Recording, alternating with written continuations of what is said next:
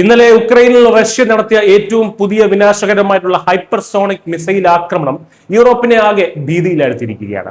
ഇത് കേവലം ഉക്രൈനോട് മാത്രമുള്ള യുദ്ധമല്ല, മറിച്ച് യൂറോപ്പിനും വിശിഷ്യ നാറ്റോയ്ക്കുമുള്ള റഷ്യയുടെ വ്യക്തവും ശക്തവുമായിട്ടുള്ള ഒരു മുന്നറിയിപ്പാണ്.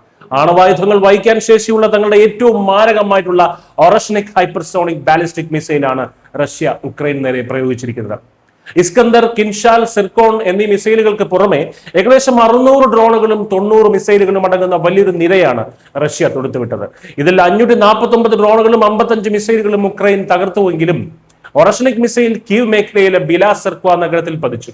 ജനവാസ കേന്ദ്രങ്ങളും സ്കൂളുകളും ഷോപ്പിംഗ് സെന്ററുകളും തകർന്ന ഈ ദാരുണമായ ആക്രമണത്തിൽ 4 പേർ കൊല്ലപ്പെടുകയും 60-ലധികം പേർക്ക് പരിക്കേൽക്കുകയും ചെയ്തു. റഷ്യയുടെ ഈ നീക്കം തികഞ്ഞ ആണവ ഭീഷണിയാണെന്ന് ഫ്രഞ്ച് പ്രസിഡന്റ് ഇമാനുവൽ മാക്രോണും യൂറോപ്യൻ യൂണിയൻ വിദേശനയ മേധാവി കജാ കല്ലാസും ശക്തമായി അപലപിച്ചു. എന്തുകൊണ്ടാണ് ഫ്രഞ്ച് പ്രസിഡന്റ് ഇതൊരു ആണവ ഭീഷണി തന്നെയാണ് എന്ന് പറയുന്നത്? അതിന് ഈ ഒറഷ്നിക് മിസൈലിനെ എത്രത്തോളം അപകടകരമാണ് എന്ന് മനസ്സിലാക്കണം. മാക് 10-നേക്കാൾ വേഗതയുള്ള, അതായത് ശബ്ദത്തെക്കാൾ 10 മടങ്ങ് വേഗത്തിൽ സഞ്ചരിക്കുന്ന ഈ മിസൈലിനെ തടയാൻ നിലവിൽ ലോകത്തിലുള്ള ഒരു പ്രതിരോധ സംവിധാനത്തിനും കഴിയില്ല. ഭൂമിക്കടിയിലുള്ള ആഴത്തിലുള്ള ബങ്കറുകൾ പോലും തകർക്കാൻ ഇതിന് കഴിയും. ആണവ പോർമുനകൾ വയ്ക്കാതെ സാധാരണ പോർമുനകൾ ഉപയോഗിച്ചാൽ പോലും ഈ ആണവാക്രമണത്തിന് സമാനമായിട്ടുള്ള നാശം വിതയ്ക്കാൻ ഇതിന് സാധിക്കും. 2024 നവംബറിൽ ഉക്രൈനിലെ ഡെനിപ്രോയിലും പിന്നീട് 2026 ജനുവരിയിൽ ലിവീവ് മേഖലയിലുമാണ് ഇതിനു മുമ്പ് ഈ മിസൈൽ ഉപയോഗിച്ചിട്ടുള്ളത്. റഷ്യൻ അതിർത്തിക്കുള്ളിലെ സിവിലിയൻ അടിസ്ഥാന സൗകര്യങ്ങൾക്ക് നേരെ ഉക്രൈൻ നടത്തിയ ആക്രമണങ്ങൾക്കുള്ള തിരിച്ചടിയായിട്ടാണ് ഈ കടുത്ത നടപടി എന്നാണ് റഷ്യൻ പ്രതിരോധ മന്ത്രാലയത്തിന്റെ വിശദീകരണം. എന്നാൽ യുദ്ധക്കളത്തിൽ പരാജയപ്പെടുന്നത് കൊണ്ടാണ് റഷ്യ നഗരമധ്യങ്ങളിൽ ബോധപൂർവം ആക്രമണം നടത്തുന്നത് എന്നാണ് യൂറോപ്യൻ യൂണിയന്റെ നിലപാട്.